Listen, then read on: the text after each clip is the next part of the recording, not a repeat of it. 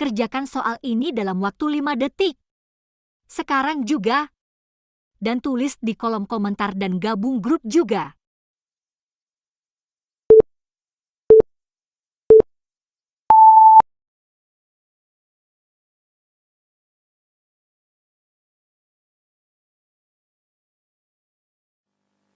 Saat dipindah tugaskan di Papua, Anda sering bersosialisasi dengan masyarakat lokal termasuk anak-anak.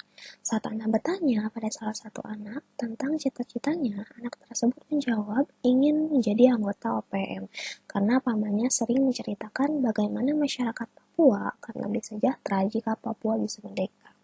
Saat mendengar hal ini, apa yang akan Anda lakukan?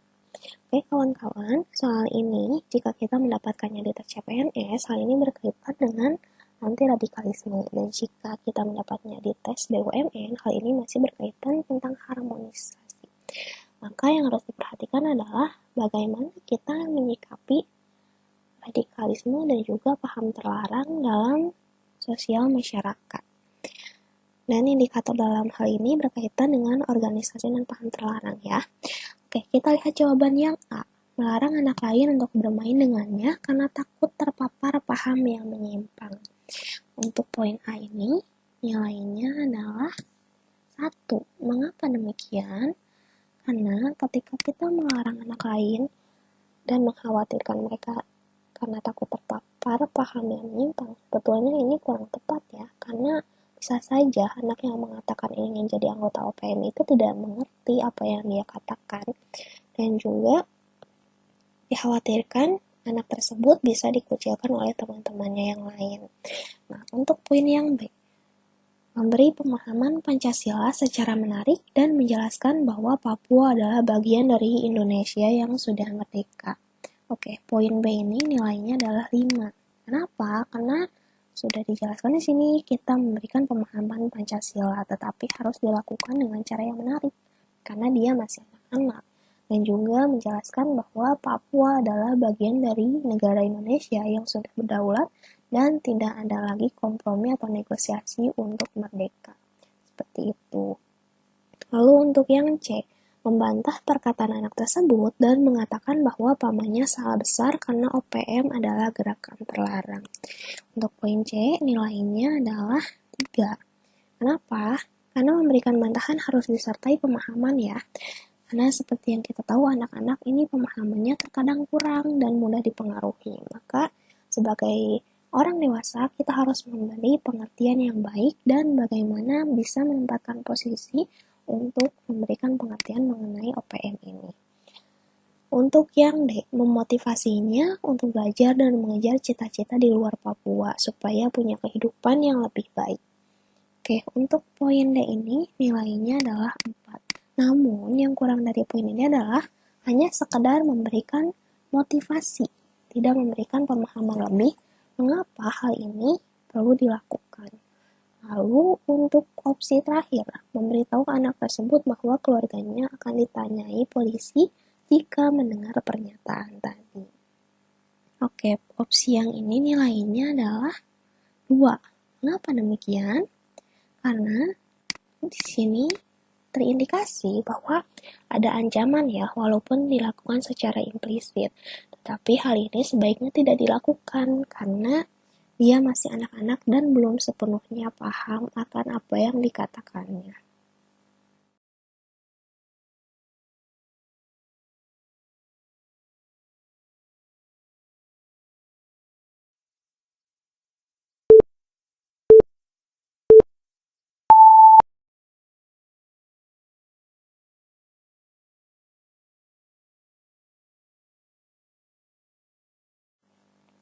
Anda memiliki teman beragama Kristen. Saat makan siang, teman Anda, sebut saja C, membawa bekal daging babi.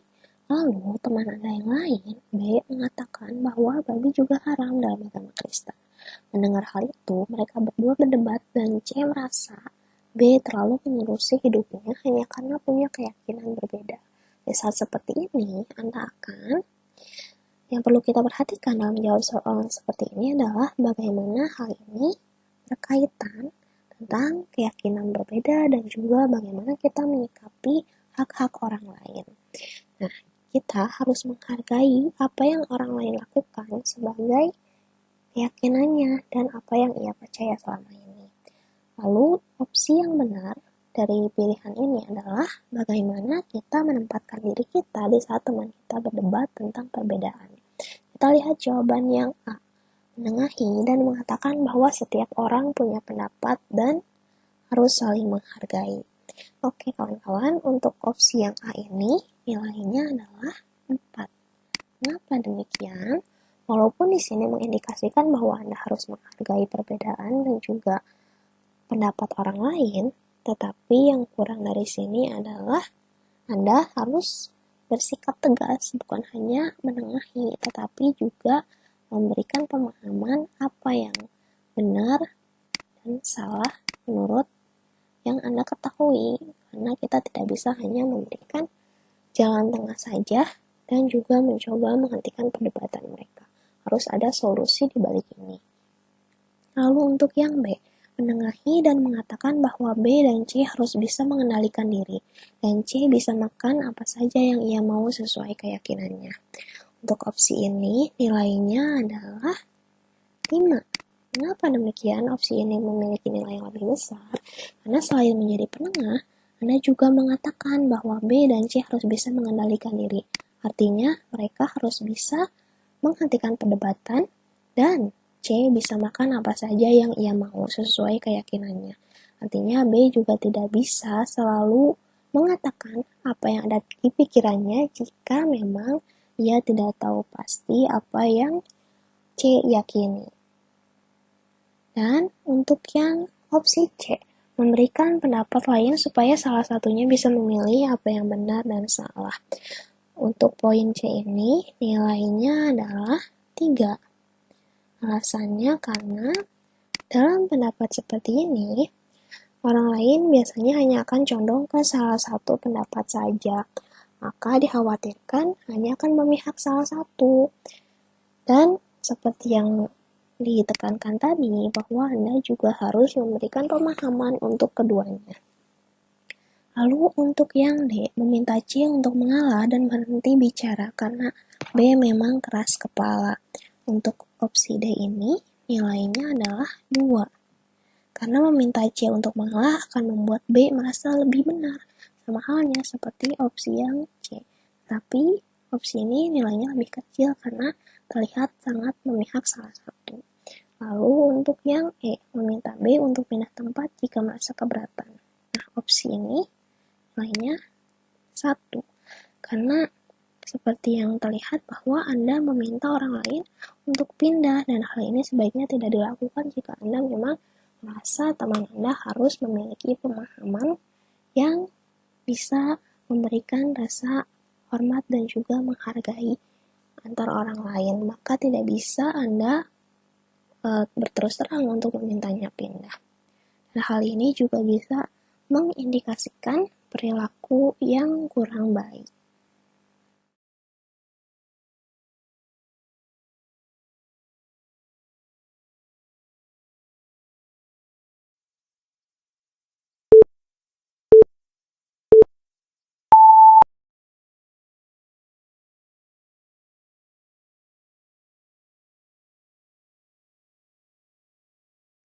Kantor Anda akan ada pengawasan rutin untuk memantau setiap pegawai yang menggunakan sosial media guna mencegah penyebaran berita hoax dan paham radikal. Menanggapi hal ini, Anda akan sudah jelas ya dikatakan dalam soal adalah untuk menangkal berita hoax dan juga paham radikal. Artinya, indikator dalam soal ini berkaitan dengan pencegahan paham dan juga berita menyimpang. Oke, kita perhatikan sama-sama untuk menemukan jawaban yang tepat. Kita lihat opsi A, menanyakan urgensi dari pengawasan dan meminta supaya lebih mempercayai para pegawai. Bagaimana dengan opsi ini? Oke, nilainya adalah 3. Mengapa demikian? Padahal kan kita punya hak untuk menanyakan kedaruratan dari suatu hal yang diusulkan. Tetapi, walaupun demikian, harus dilakukan untuk melihat situasi dan kondisi. Jika memang hal ini sudah diusulkan oleh atasan, maka hal ini berarti sudah ada urgensinya sendiri. untuk menangkal berita hoax dan paham radikal. Artinya sudah dipikirkan matang-matang. Maka lebih baik kita juga bersikap bijak dan juga menerima apa yang diinstruksikan oleh atasan demi kebaikan kita. Walaupun sebetulnya kita harus membangun asas kepercayaan antara sesama pegawai. Lalu kita lihat opsi yang B, menolak pengawasan karena merasa sosial media adalah ruang berekspresi. Untuk poin B ini nilainya adalah 2. Kita tahu bahwa kita memiliki hak untuk berekspresi dan mengungkapkan apa yang kita mau di sosial media. Namun dalam hal ini, sebagai pegawai pemerintah, ada hal-hal yang harus dibatasi dan Anda juga harus mengamini apa yang diinstruksikan oleh atasan Anda. Lalu, untuk yang C, menyetujui pengawasan asalkan tidak melanggar hak dan privasi pegawai. Nah, untuk opsi yang ini nilainya adalah 5. Kenapa? Karena merupakan jawaban yang tepat. Artinya Anda menghargai apa yang diusulkan oleh atasan Anda dan juga Anda mengiyakan bagaimana hal ini bisa berdampak baik asalkan tidak melanggar hak dan privasi. Maksudnya di sini Anda tetap bisa menjaga hak-hak dan privasi Anda sebagai pegawai yang menggunakan sosial media. Lalu untuk yang D, meminta waktu pada atasan untuk mendiskusikan pengawasan dengan rekan kerja lain untuk mengambil suara. Untuk opsi D ini nilainya adalah 4, karena Anda juga harus mendiskusikan hal ini dengan kawan-kawan lain. Apakah hal ini bisa disetujui ataupun ditolak oleh mereka. Namun alangkah baiknya memang hal ini dibicarakan saat rapat itu juga, bukan terpisah dari pembicaraan sebelumnya ya, supaya ada kejelasan dan juga keterbukaan antara yang memberi usul dan yang menerima usulan. Lalu untuk yang E, membuat akun sosial media lain supaya tidak terkena pengawasan karena khawatir walau tidak melakukan aktivitas terlarang. Nah, untuk poin E ini tidak tepat ya. Kenapa? Karena jika Anda merasa tidak melakukan aktivitas terlarang, maka Anda tidak perlu membuat akun media sosial lain, dan hal ini hanya akan membuat orang lain curiga karena kebanyakan orang-orang juga bisa mendeteksi kita bila memiliki sosial media dengan akun yang berbeda.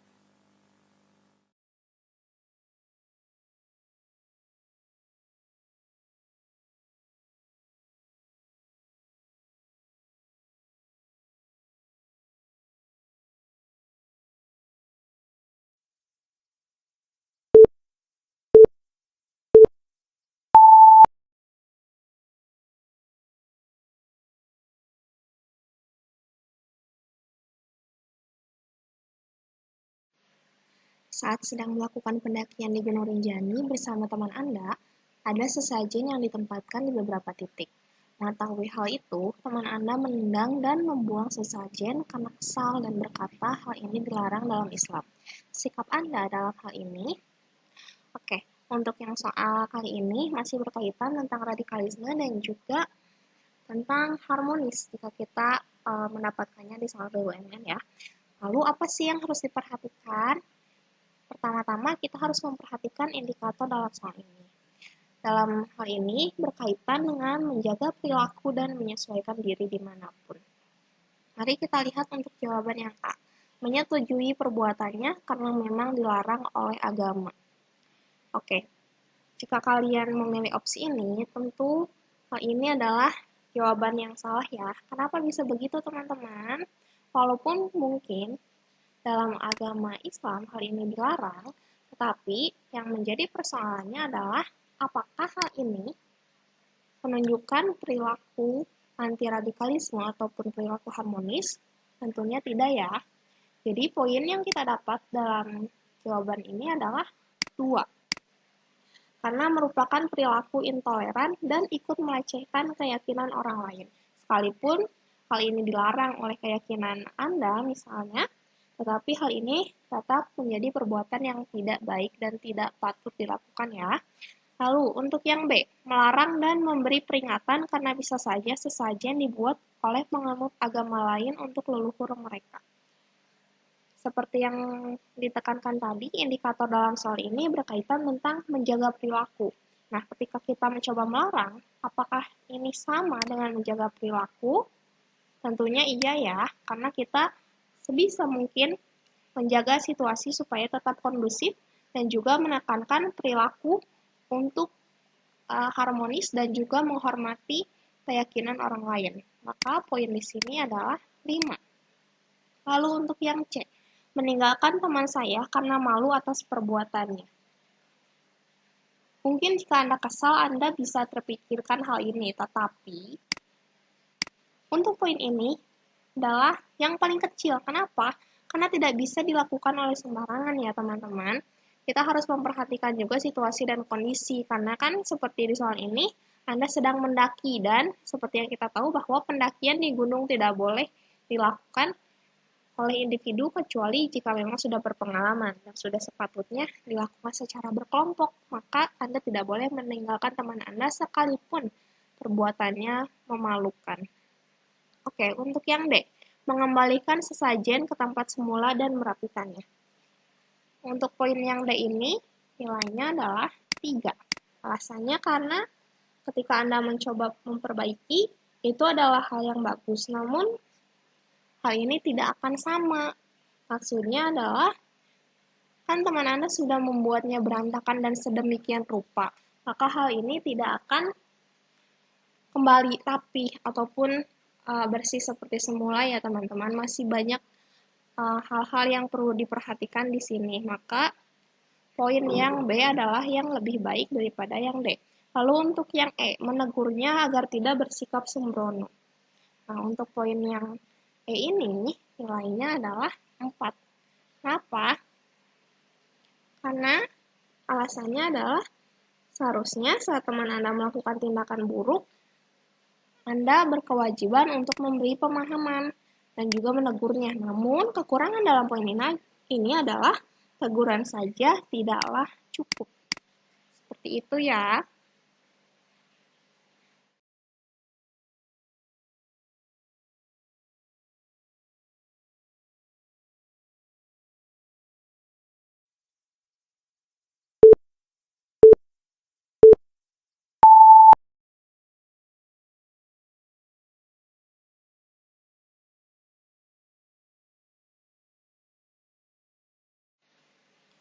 Saat sedang berkumpul dengan saudara Anda, salah seorang membicarakan tentang politik dan menyebut bahwa pemimpin selain yang beragama Islam jangan sampai dipilih jika tidak ingin dipimpin oleh orang yang salah. Perkataannya menimbulkan perdebatan karena di antara saudara Anda ada juga yang beragama Kristen dan Hindu. Bagaimana Anda akan bersikap dalam kondisi seperti ini? Oke, indikator dalam soal ini berkaitan dengan saling menghargai perbedaan dan juga pandangan agama serta politik. Maka jawaban yang tepat adalah bagaimana cara kita memposisikan diri untuk tetap menghargai perbedaan politik dan juga agama orang lain. Mari kita lihat mana jawaban yang tepat. Oke, untuk yang poin A, diam saja karena tidak tertarik dengan politik dan tidak mau berdebat. Sudah pasti poin ini bukanlah jawaban yang tepat ya, karena merupakan jawaban yang tidak mencerminkan sikap menghargai ataupun responsif terhadap situasi yang dihadapi. Maka poin di sini nilainya adalah 2. Lalu untuk yang B, membenarkan ucapan saudara Anda karena yakin yang dikatakannya adalah kebenaran. Walaupun sebagian orang menganggap bahwa hal ini bisa dibenarkan, tetapi dalam hal sosial dan juga politik, kita harus berpandangan netral dan juga tidak memojokkan satu sama lain. Nah, jawaban yang di sini tentunya tidak tepat dengan jawaban yang kita cari ya, maka poinnya adalah 1. Karena sekalipun Anda yakin saudara Anda benar, Anda tidak boleh hanya condong pada salah satu pendapat saja.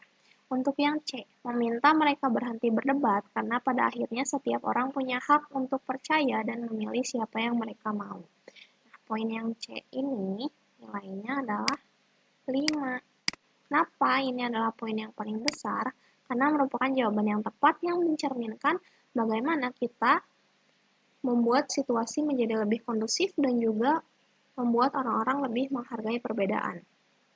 Lalu untuk yang D, meminta saudara Anda supaya tidak menyinggung perasaan orang lain yang berbeda keyakinan dan pandangan politik. Nah, poin ini 4. Kenapa nilainya lebih kecil? Padahal kita ada jawaban tentang perbedaan keyakinan dan pandangan politik. Karena menghentikan sumber perdebatan adalah hal bagus untuk mencegah perdebatan yang lebih panjang, tetapi saudara Anda yang lain juga harus diminta berhenti, bukan hanya salah satunya saja. Lalu untuk yang E, mengalihkan pembicaraan dengan topik lain. Nah, poin di sini nilainya 3. Alasannya kenapa? Karena ketika kita mencoba untuk membuat topik lain, hanya akan membuat alur yang lebih panjang dan juga harus dipertimbangkan dengan matang ya, karena topiknya sudah sangat sensitif ketika menyinggung soal perbedaan agama dan politik. Maka kita harus mempertimbangkan perilaku ataupun sikap bijak kita bagaimana kita bisa menghentikan perdebatan di antara saudara Anda.